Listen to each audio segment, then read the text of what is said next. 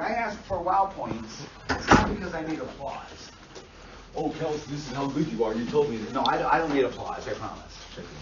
But it's every time you do that, wow point, you're telling your brain, this is real cool. Don't forget it, brain. Mm-hmm. And I'm going to ask for wow points in just a second. I want to make a couple more points here real quick, though. Back to this for a second. Another mistake counselors often make, if you are listening to and rolling with what we're talking about this morning, here's a mistake counselors make. When they're talking about the A, they then, well, it just feels like such a good counselor thing to do. They ask the client, how does that make you feel? First of all, don't ever ask the client how that makes you feel. We just finished trying to tell them that it makes you nothing, and then we ask them how it makes you feel. So don't ever say how it makes you feel. You just told them it don't make you feel, and then you ask them how it makes you feel. So don't make that mistake, by the way. But we often, when that client starts to talk about one of these A's, we ask them about how do you feel about that?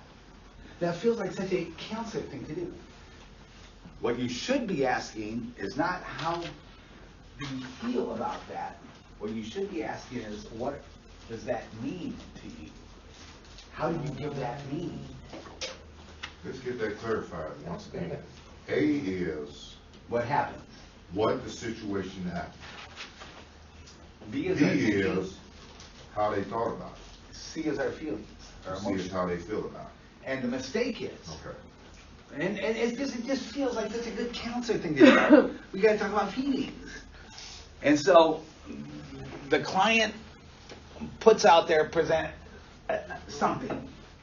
This happened, that, or whatever. And we want to talk to them right away about their feelings about that. A more productive thing would be to ask them,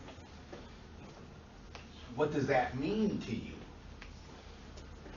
Then you're going to start to hear how they're machinating their miseries. Does that make sense? Yeah. I mean, it's nice. How that feel? And by the way, like I said, first we're telling this client that what happens doesn't make you feel, and then we ask them, how did that make you feel? Do you hear how that's a contradiction? Yes. Don't do that one. But gang, the point with this is, once again, the point with this is, yeah, we want that client to get in touch with their feelings. We'll do that. But especially in this assessment period right here, a more important question is not how do you feel about that, but what are you thinking? What does that mean to you? Does that make sense? Because now you're going to start to hear the internal stories that this client is doing that is resulting in tiger making in the first place. What does that mean to you? My wife did this.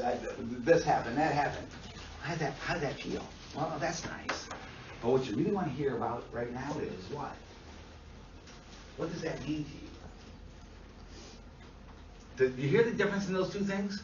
I do, but can you give an example of a feeling statement versus this is what it means to me statement, just for me to hear it? You know what? I'm a quick answer to that, and then at the risk of going way too deep into this before we need to or want to yet, because we're going to answer that question excessively next semester. But again, just basically, again, how does that feel? Tell me about your feelings. When that happens, how does that make you feel? Like something like that.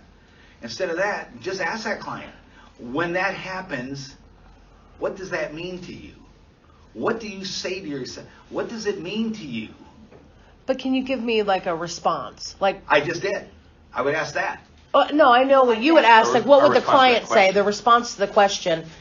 A response from the client to the question, feeling versus meaning. Does that make sense? Yes, it does. Okay. And we're going to spend a whole lot of time. Are you not going to answer this? The difference between thought responses and feeling responses. Okay. And we often do use feeling language to talk about thoughts. Can I just have a crumb? And for example. Thank you. Because it'll drive me nuts. the individual, I often use this next semester. I mean, a quick little thing. This person, back not that long ago, Harley Davidson used to think it was a really good marketing idea to make people wait a year for their motorcycle. Oh. It added some kind of a mystique. You're gonna wait a year for it. This is a true story. I had one of my best friends, and he had been waiting his year for his damn Harley. He got the phone call. He gets, your Harley's ready. He calls me up, Dan, the Harley's ready, I need a ride. Because I got to drive him there because he's going to drive his motorcycle home. And they pull it out, and he's just there slobbering, and he's just grinning around. And they take a picture of him with his new motorcycle and all this other stuff, and they're all cool and everything. They give him a gas card for his first tank of gas. And we get to the gas station, and he takes the rag and he washes off the nozzle. He's not gonna, not one drop of it. He opens it, he very carefully like this, and it just fills his tank up with his brand new motorcycle and everything else. It's a busy, it's one of these gas stations, 1,000 self-serve places and stuff like that. And the place is crowded, and we're standing there waiting. The door's open, it's hot out and stuff, and we're waiting for his turn to pay for his gas so we can get on his brand new motor. And we heard it, the crunch. We heard it. Oh, gosh. Somebody, they didn't just back into and knock it over. They drove over his motorcycle. Oh. Right. If you could have seen the look on this guy's face, this look of astonished shock. Now, let's say that I decide to put on my counselor hat and I say, how do you feel about that? And his response would be, and this is one of the biggest, we're going to see this when we get into this, and I'm going to stop talking about that to that point. Because I'm bringing this up right now just to get you to understand the importance of assessing this stuff. And as a clear example. But, how does that feel? I feel like that's so unfair. If that dumb son of a bitch doesn't know how to fucking drive, what is he doing with a fucking driver? Mm-hmm. And then I would say, those aren't feeling statements, those are thought statements. How does that make you feel? You see what I'm saying with that? We often use thought statements to express feelings. We often use feeling statements to express thoughts. One of the things that we're going to do next semester in cognitive therapy is learn or help clients learn how to see the difference between thoughts and feelings. Thought language versus feeling language. When we use thought language for feelings or feeling language for thoughts, it usually, instead of help us understand the real situation, fuels the tiger making. Does that make sense? Mm-hmm. And that's what that is. The point I'm making right now is, though, as long as I head this up here, and then at the risk of going, because I don't want to go that deep into this right now. We're not at how to change it right now. We're at how to understand it. But I use that as an example of, and again, that idea. She said no to my invitation to dinner. Well, that pisses me off. But then if I take it that second level, and that means I'm ugly and nobody will ever want to be with me and I'm going to die alone. Well, no, you see? Well, here's another example of that one. How about this one? I didn't do as well as I want to do on the test. That means I'm stupid and that this is a fruitless idiot thing to be doing and I can't do this and I'm never going to do this and I'm never going to be happy with what I'm doing. You see what we do? Hey, take from that disappointment to those what? Irreversible, dire, dysonic consequences. And we do that all the time, you guys. We need to hear this stuff. Here. We take whatever it is. And it's a real aid, let's say. We escalate it. And then next thing you know, we take it from, I'm mad about that, to here's what it really means. I didn't do as well on that test as I wanted to. What that really means is, I'm stupid and I can't. And this, you see, and at some point then, and I will never be able to do or be what I want to be. Because, do you see what I'm saying? Well, no wonder somebody's feeling so damn bad now. And what did they do? They took it to that next level of B. So would that be a part of self-efficacy and the outcome? Well, it's certainly going to feed into that. It's certainly going to, not only can that influence why I took it to that next level, but it's also evidence that strengthens that level and that kind of self-efficacy and outcome efficacy anyway. And do you? This just becomes another proof to me that I am a worthless piece of shit, that I can't, and that nothing's ever going to work out for me the way I want it to. Yeah. And do you skip one most? I'm like, once you've gotten yourself to the second part of that, and you continue to does your brain automatically go to that then because you've trained yourself to say that, like about it, you know? The more you do it, the better you get, the easier it is, the more you do it. And yes, that person's real good at that. I mean, you're sitting there. Did you ever sit there wondering, and maybe an addiction or something, how do they go there that fast? Yeah. This is it right here. This is how they do it. Okay. And the more you do it, the better you get, the easier it is, the more you do it. That's how that. Now, gang, the reason why I brought this out in the first place was as a way to illustrate the point I'm making right now is what? You need to move beyond that stupid diagnostic label into understanding the true conceptualization, who this person is. And the best way to understand who this person is to, once again, process to the product. Hey, why are you so upset right now? Because and I'm sitting here, not only am I upset you're upset, but I'm upset, what the fuck are you so upset about? What you as counselors need to understand is what that person's doing right there is they're no longer responding to the here and now A. They're taking it to the Yes. this. Yep. And who wouldn't be upset to finally discover at 27, 32, 43 that they're going to die alone? Mm-hmm. Or that I am a worthless piece of shit and will never amount to what I want to be. Mm-hmm. You wonder why that's why. Do you see what I'm saying? And what we're talking about right now is, and this as an example of how that happens so that you get the point of, that's what you need to understand. And don't forget, the bottom line is, why do you need to understand that? Because you need to understand why this is worth it. Mm-hmm. Stop focusing on this and start to think about this. Does that make sense? Does everybody hear this? Yes. Now, in pursuit of practice what I preach about the brain, I want every person in this room. I don't need a big dialogue. I want one right now. Wow point from this. If not every person in this room doesn't have at least one wow point already today, I'm going home. Wow point. I'm going to start right over here. I'm going to do this. Everybody, you better be ready. I want a wow point. And if your wow point's the same as somebody else's, that's fine. But I want to hear it in your words. Yes, wow point. So mine would be not using what they lost or what it's costing them. Because it seems like that would be like the normal thing to do is help them recognize what, it's costed them. But then when you think about it, they already know that. I mean, they live that every day, so. Okay, good. Wow point. Wow point. Most of these I just have like conclusions from things that you said. So something I just wrote down is more like to promote positivity instead of trying to make them go over what they did. Like from this point on, try to set with new thought processes that don't go back into creating more tigers, so that you're not a tiger and the next thing they encounter isn't a tiger, and essentially you're helping them. Okay. Okay, interesting. Yes, well point. Yeah, seeing the connection between Ellis and your hedonic calculus.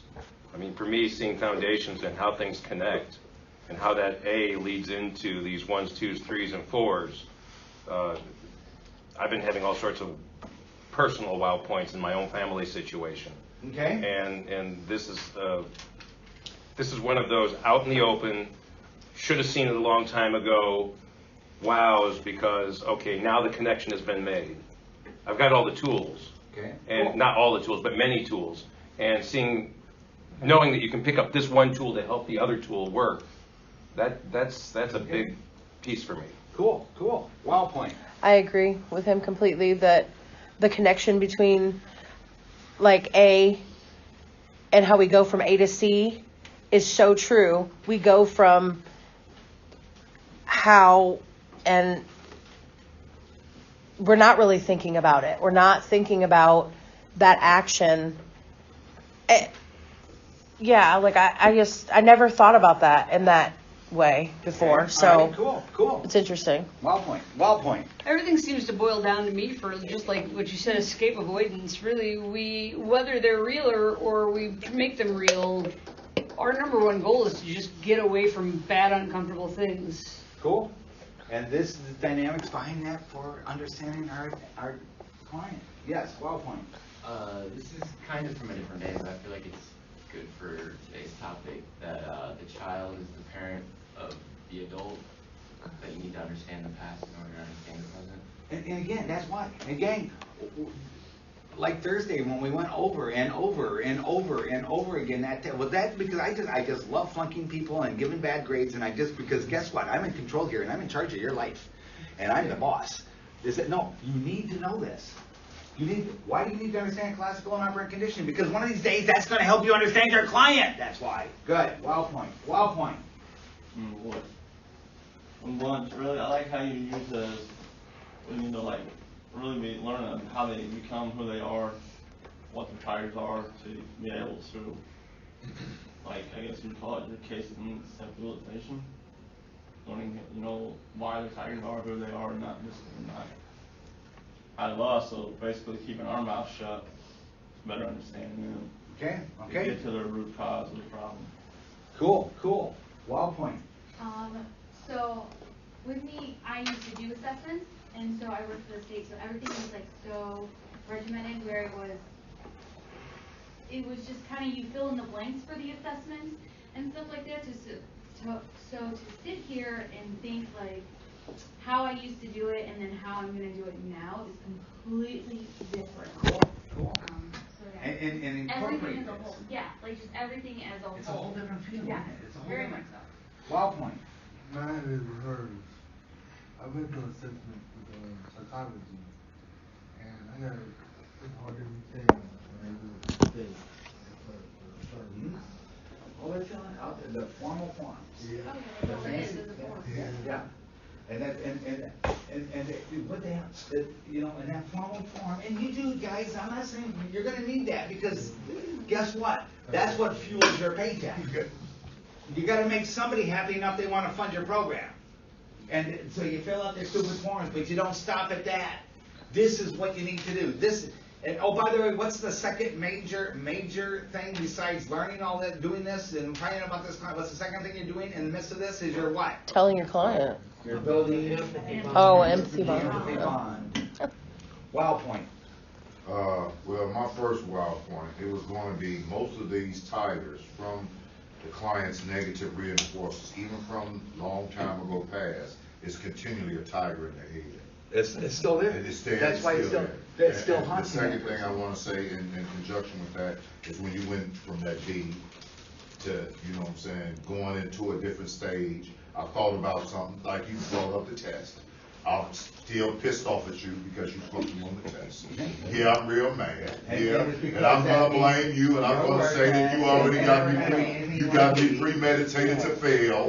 That's You know what I'm saying? The devil is in you. As a matter of fact, You I don't went to like a God college. person. I'm gonna use a whole bunch of I grew up. excuses I went to college. and blame you. 45 for years my ago. Details. I went to college in grad school 45 years ago because I knew one day you would be sitting in, if I could become a teacher, one day you would be in my classroom so I could sit here and flunk you. Yeah, that's what I did. You had to play. When you hear that out loud, it kind of sounds silly, doesn't Yeah, it? it is silly, but I had to actually, like I said, I'm still a client. Well, that's You know, as learning as a counselor, but I'm still learning some things that You got I lots need you're to. gonna be learning. It's a lot of things in there I'm learning that There you go. somebody should tell me along. Wild points. I think mine is how I can relate this to my adopted children. Right. And how they rationalize things. Because I'm sitting here going, what the fuck? Why are you doing this shit and it's costing you all this other shit? Now you're starting to have a new understanding of that. You see what I'm saying? Wild point. Okay. I'm still stuck on retail therapy or not. That's cool. That's why I use that, because it's a pretty damn good analogy. Yeah, that was the perfect one. What? That's because you're guilty of it. Yeah, I'm guilty. But my main one was getting in touch with the nonverbals. That's gonna be a struggle for me. Oh my God, the That's facial expressions, the And what you say Body to a movement. person that way. yeah. Yes. Cool, good. Wild point. Yeah, mine is like loose, nonverbal. I have a problem with that, you know. And that, A big problem. and why would we be doing that? Why? We're so good at it, we don't even know we're doing it anymore. Yeah. That's why you need to have somebody close to you. You're doing it again. And you're gonna be pissed off, and thanks a bunch again. But help somebody close to you, help you know about your nonverbals is a really good thing to do. I'm not sure I want someone close to me focusing in on my nonverbals. The relationships and like relationships with the addict and even to the counselor, but loved ones especially. Because like the agitation they can relate to the loved one is just a tiger, and like it's kind of like a ring around the rosy. It's never gonna end almost. I feel if you don't remove something from it. All right, and Yeah. what we hope that we're going to eventually remove is what? This being worth it. Yeah. Why is this worth it? Because the tigers they have made are so bad, escaping them is worth this, including relationships and everything else. Yes. Mine was the consequences as well, like how the client learns not to feel bad anymore, and how we could really put that to anyone. Anyone like could learn how not to feel bad about things that could conflict anyone, right? Yeah. It doesn't have to be retail, it could be anything. That's right. That's exactly right. I mean, you know, it's like those kids. You know, it sounds like those kids. You ever notice? Oh, you're not gonna do it. You know, I don't care. You know, I'll give you something to care about, you little shit. You know, that kind of a thing. The power of that, and that's where, again, acquired non-imposter situation syndrome comes from. Gang, and I did this. And guys, now, first of all, before every one of your wild points, let them roll together. What do you do between now and Thursday morning? Well, now on Tuesday. Don't forget, Thursday we're going to talk about the ring. What you do between now and next Tuesday is what? You throw this in a closet and forget about it and don't look at it again until next Tuesday? No, you look at this every day. You review these notes every day. You think about what we said. You think about how this is going to incorporate into you as a counselor. You think about this. You think about that. Identify about 5 or 6 more wild points you had that day and how come they're wild points and how are they interrelated. And you've got to work with this information. Gang, this is being a counselor right here. This is bottom line being a counselor. You hear what I'm saying? Even just as something as simple as maybe instead of asking how they feel, ask what they think about it. Just the simple little things like that. Those are the little things that make the big differences. Yeah, asking what you think about it makes more sense, because if someone asks me, what does that mean to you? I'd probably just like get super annoyed. Like that, it just seems like a What is it? pain in the ass question. How does what does that happen mean to you? What are you thinking about? How do you think about? How do you understand what this is and what it means? And again, that's where you're going to hear what. Well, number one, you're going to hear A maker, A escalator, personalizers, and you're also going to hear these second level Bs. Gang, that second level B is such a powerful dynamic. And again, gang, we're sitting here, whether we're the family member or somebody else who cares about that person or the counselor, we're sitting here thinking this incredibly unnecessarily severe reaction you had to this that resulted in that relapse. And you're looking at this because of what? And the next logical thought is going to be what then? You weren't really serious about your recovery because that could not have by itself made you go relapse. You hear what I'm saying? But guess what? It wasn't that simple little thing. It's what that person did with that simple little thing. Do you hear what I'm saying with that? Do you hear what I'm saying? Do you hear that? Do you hear that? Part of what we're talking about right now is how did that client learn how to do that relative to their personal life experience? And how, by doing that, does it make that worth it? Do you hear what I'm saying with this stuff, you guys? There you go. There you go. That's what we're assessing. What it means to that person and how. You know, this is so important. I'm going to say it again. That's how important it is. And again, because this is where a mistake often happens. We got some silly ass, simple little, yeah, I'm sorry it happened. It could have been a drag or whatever else.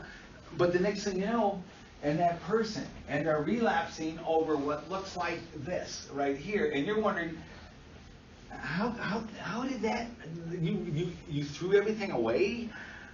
You relapse over what? Are you kidding me? But the point that you counselors need to understand, no, it wasn't this. It's what they did with this. They became that saber-toothed tiger. And the next thing you know, they're stupid and worthless, going to die alone. And this, you see what I'm saying with this? You know, well, you know what? And you have to be able to see this and understand this so that you're not doing that. You're telling me that you relapsed over what? You see what I'm saying with that? I do. And it wasn't that. It wasn't that. It was what they did with that. And how it became a tiger for them. What we need to understand is how were they able to take that and turn it into that tiger. And that's where we need to understand all of this. Does that make sense, you guys? Do you hear what I'm saying with this? And again, this thing right here, so wildly, incredibly important. And again, what did I call it? My invention, acquired hedonic cost habituation syndrome. Now, I designed it. That came out of a question I was trying to answer the state and the feds a long time ago. And the state and the feds were asking me, and people like me who ran programs like mine, why the hell do you need long-term residential programs? We're not talking 30 days here, we're talking 6 to 9 months. And they wanted to know, what is the difference between somebody who can do okay in 30 days and the person who needs longer than that, and how the hell do you know who that person is? And in order to answer that question, and I was sitting there kind of embarrassed because I wasn't able to answer that question. Well, then I took that to level B and I said, that's because I'm a worthless piece of shit, dumbass counselor, and what I ought to do is go work at McDonald's. No, I did not do that. Instead, what did I do? I went home and said, I'm going to answer this question. And that's where OC came from. One of the most important differences between somebody who could benefit from a 30-day program, in and out, let's get it going, and a 30-day program. Once again, you think about this, you guys. The first 10 days, that client's doing nothing but trying to get stabilized in the first place. You're not making any kind of... The last week of a 30-day program, their head's back out there. You're lucky if you've got maybe 14 really good days of residential treatment, and the best you're going to do is try and what? Tighten up a couple nuts, maybe change the spark plug and get them fired up again and get going. Good luck. Have a nice life. And hopefully what we did was we motivated them really good because we told them what a dumbass they were for liking this. The difference between the person who can, that's all they need, and that person. And the operational definition, because I wrote a test to measure it, between the 30-day person and the person who needs longer than 30-day residential. Because why were the feds asking that question in the first place? Because they want to know why they're not paying you so much fucking money to run this long term. We got New Leaf, we got Deadman, we got this, we got all these other cheapy places. Why the hell do I need to pay you this much money? Justify why. That's what that all came out of. And the answer is the extent to which this person has learned how not to feel loss is going to be a major, major factor in their ability to eventually participate in real recovery. Does that make sense? That's what that was all about. OC. That's how come I invented OC. But do you see how this, gang, this is so damn important. And it's such an essentially big mistake made from the very start with counselors. They want to focus on this, and what you need to do is look at this in order to understand this. And that means you need to have that client also then involved with that.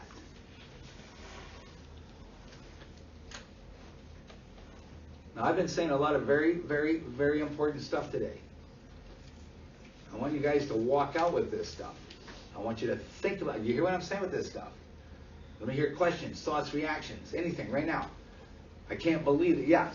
So when it comes to the B moment, like, for example, your friend with the motorcycle, so obviously if he had reacted like that and he'd been like, this is making me really upset, and he just blew his top, then maybe every time he goes to the gas station, he slightly feels upset. But if he can respond to that basically with a more positive side, and he's like, well, at least I wasn't on it, you know, at least, you know, it's over there, and I can get another one and just go from there, and then that's the positive thinking I'm talking about, is like trying to replace that initial reaction, which is, man, this makes me mad, saying, hey, you know what, it could have been worse. I could have been on it. Now, you made a very good point, but I want you to remember that. At least I wasn't on it statement.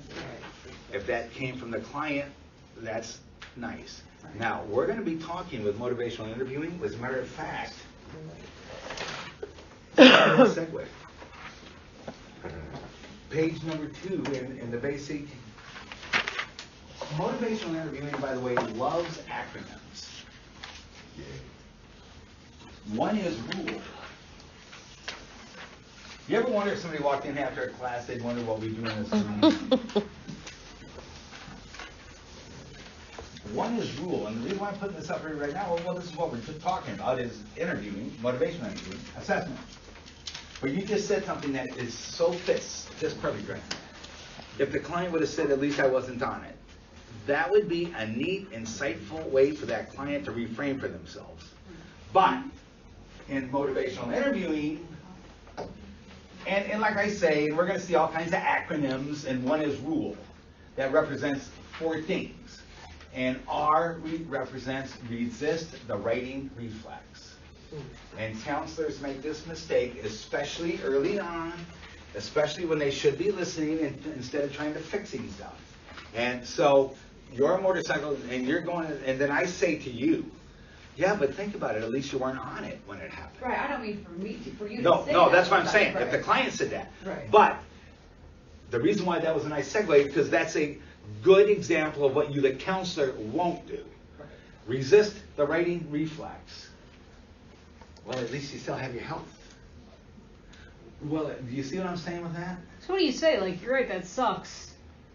Like, Like, ask them what they think. Yeah, that's what I would say. I'm going to reflect what they, yeah, that really sucks. You become the mirror of their words, right? That really So sucks. They can hear what Well, they so say. you can agree with them. Like, Well, that of course. sucks. Okay. What did I just do? Number 1, I just showed you I listen to you. Number 2, I just showed you I understand you. Number 3, I just showed you I care about you.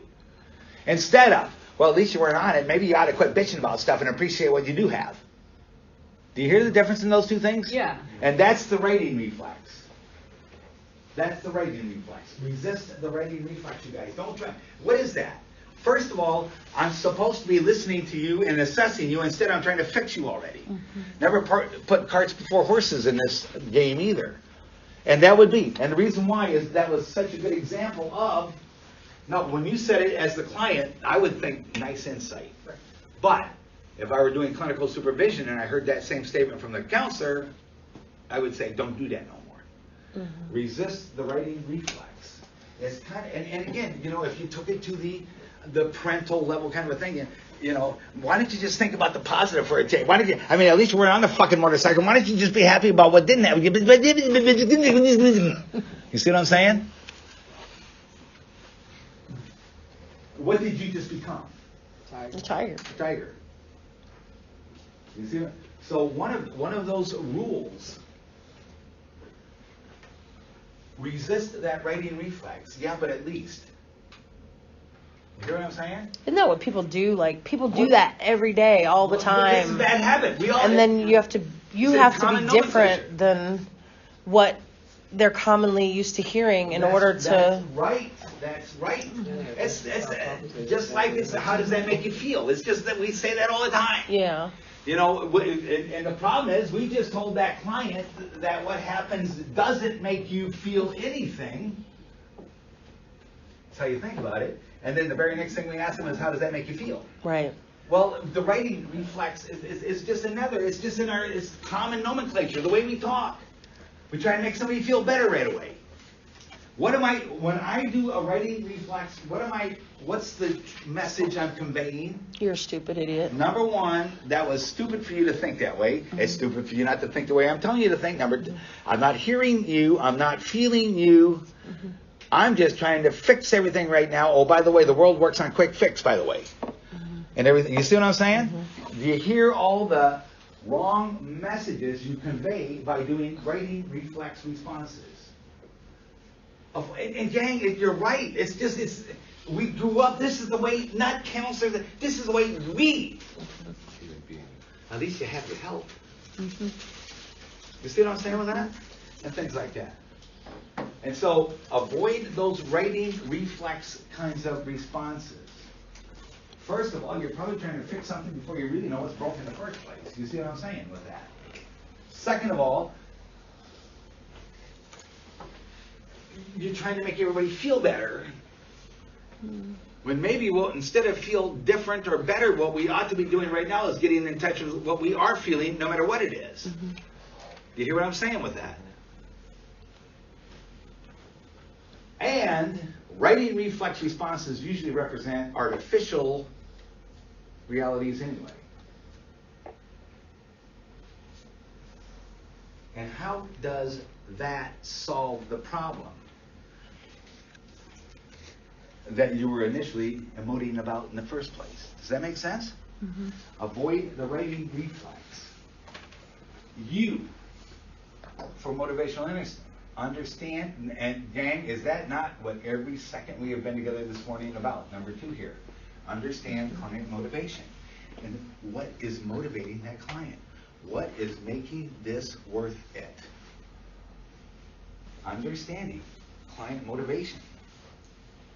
Instead of right away assuming it, judging it, denigrating it, understand it. Join that client there.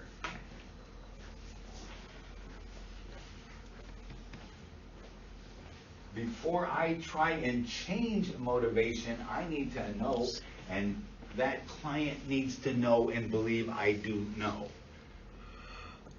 Before I try and change that, I'm going to join that client there. Do you remember the other day when we were talking about this is where? Boy, I'll tell you what, I'm going to take all kinds of shit back into this. How about the if-then hypotheses? And again, this idea, what did I say the other day? Reflection and paraphrasing is so useful because, no, the client heard what they said. No, they didn't. Their brain was busy saying it. They heard noise, but they didn't hear what they said. Remember, that's why I said, you reflecting back. One of these days, that may be on a test. Why did Kelt say is reflection and paraphrasing so damn important? Guess what I want to hear about? What I'm talking about right this second. When that client is saying it, they're not hearing it. They're listening, part of the brain isn't busy right now. They're saying it, part of the brain is busy. That's what reflection is. So that they can hear back what they're saying. So they can hear now what they said. So that was your definition of part of the paradoxical intent? Well, no, paradoxical intent is something completely different. I must have got the definition wrong. Active listening includes paraphrasing. Phrasing what the client is trying to say so that they can realize what they have said. Yeah, because when you're saying, you're not hearing, well, I don't have to say back what they just said. They heard what they said.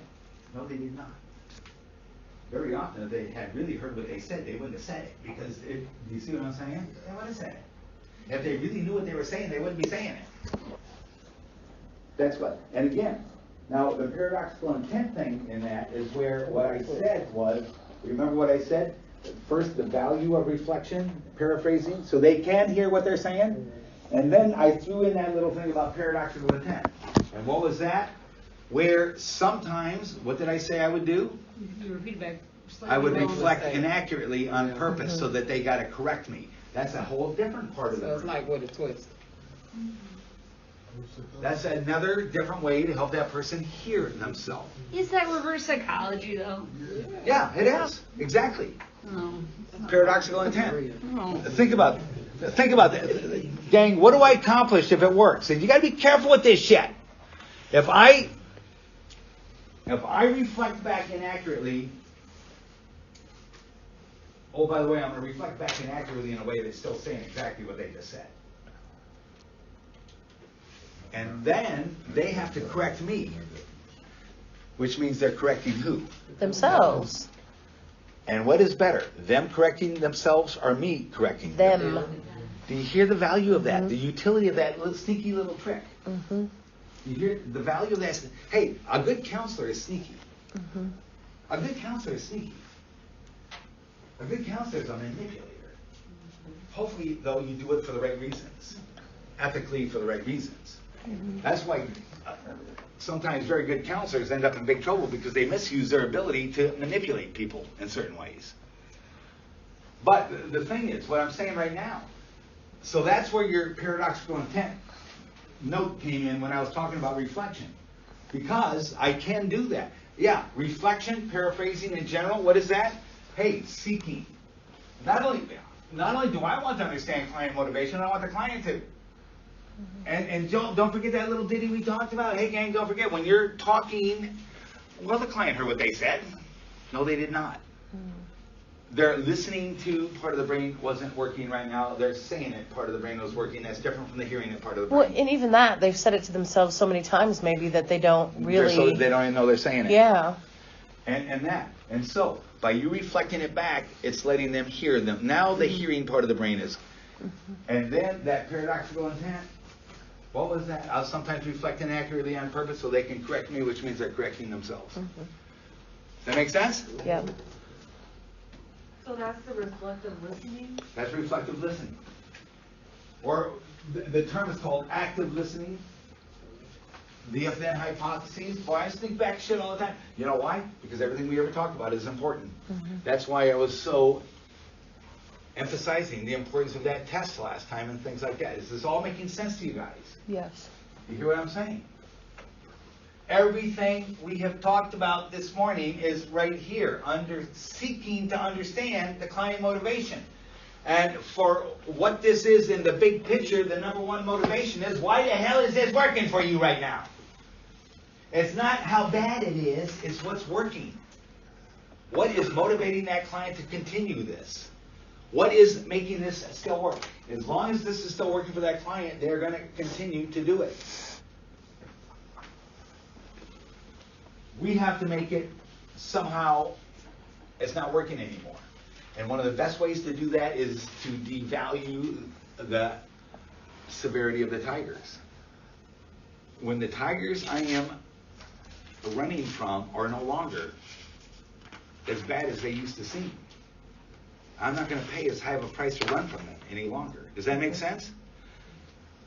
This used to feel worth it because that tiger was such a terrible, terrible, terrible. When we can cognitively make that tiger smaller, that ain't worth it no more. You see what I'm saying? Yes, sir. So if you've been successful in making someone's non-calculus not work, is there any like backlash from the punishers? Like they start feeling bad about those things? We've got to constantly watch this. Because this is playing a role in, because this whole conglomeration of stuff becomes a whole pack of tigers in and of themselves. So when I say this isn't important, what I mean is when you're doing motivation and assessment, at some point, yeah, you're absolutely right. Yes, sir. This. But what we're going to do is we're going to use this eventually as motivation fuel. Because as that client starts to change,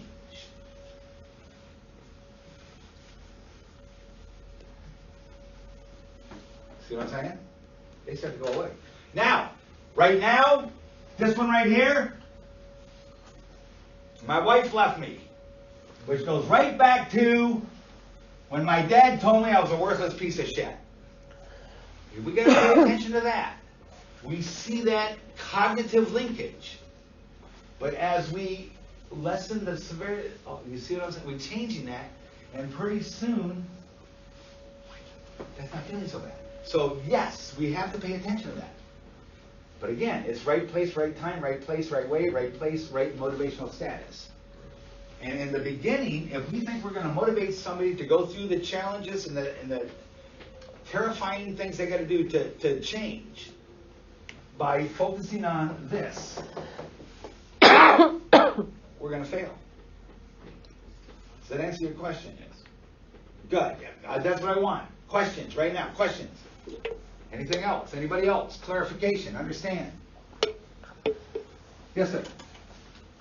So you said with the high school, most time people, with the high school years, they have a bad past?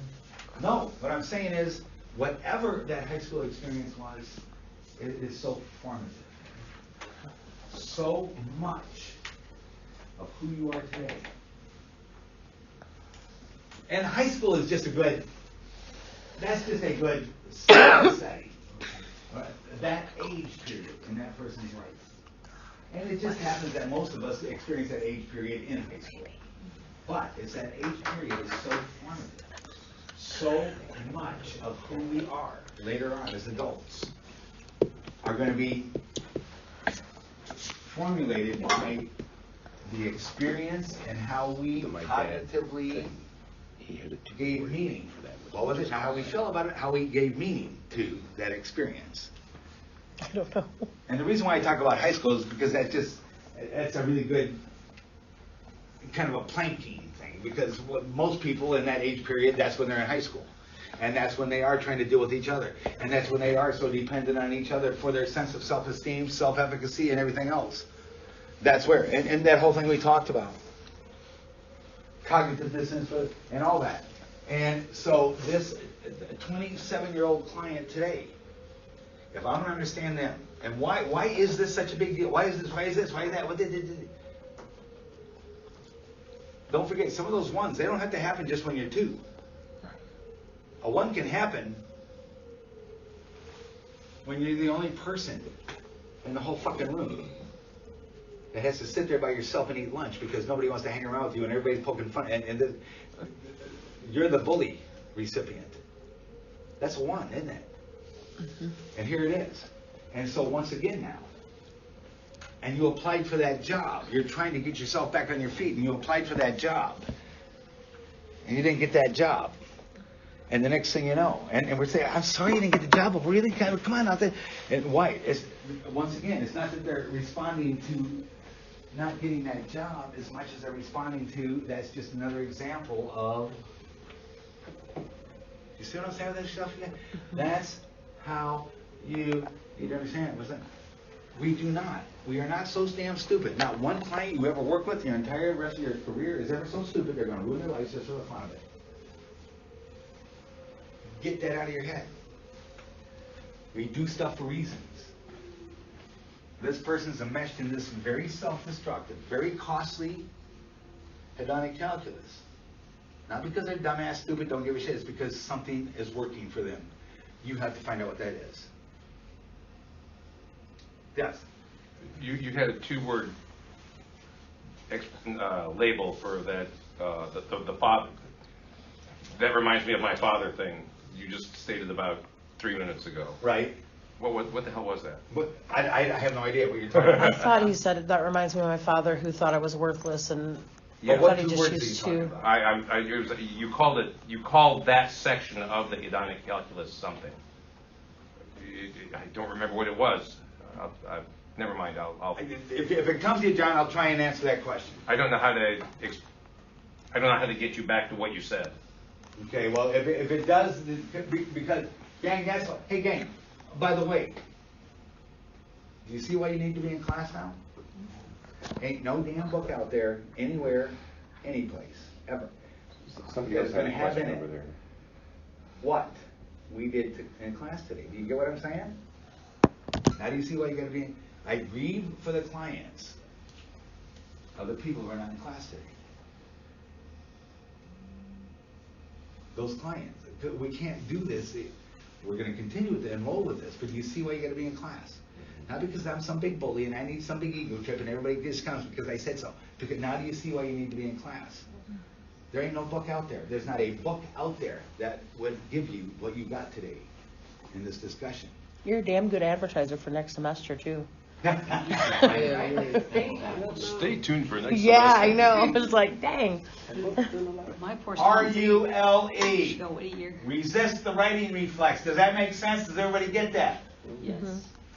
Understand, that's exactly everything we've been talking about the whole day. Listening with empathy. Again, that client who needs to feel felt. Building that empathy bond. That client needs to truly believe. Don't you ever get caught in a lie with that. I understand you. I understand you. And then the very next thing you say or do clearly indicates you don't understand. What have you just done to that empathy bond? And then empowering the client, and that's where we're going to begin when we get back together on Tuesday on this. We're going to brain on Thursday. Gang, every day you're going to look at your notes and consider our discussion today and make it somehow or another become more fluid in your sense of awareness of these issues. The test people, the see me people, I'll meet you in my office.